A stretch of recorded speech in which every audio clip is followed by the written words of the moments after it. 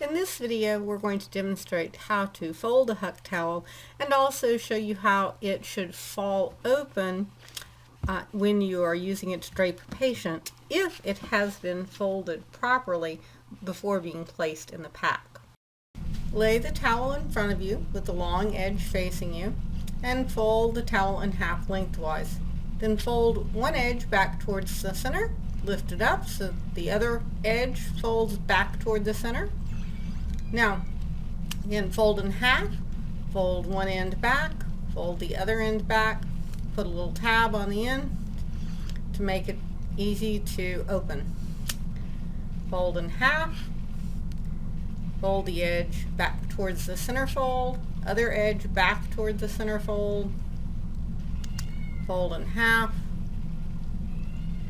fold one end back, fold the other end back, at a corner.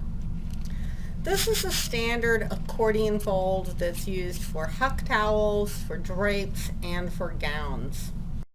Now let's see how accordion folding the towels will make it easier for you to open it up when you are draping a patient in surgery.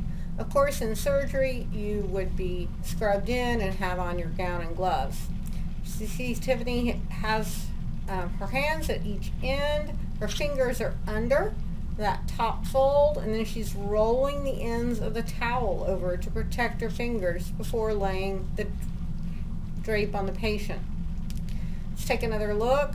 Peel back the ends to find the center fold or the banana in the middle. Slip those fingers under the top fold to protect them, help maintain asepsis. Roll the ends over, again that's protecting your fingers, and lay that drape on the patient.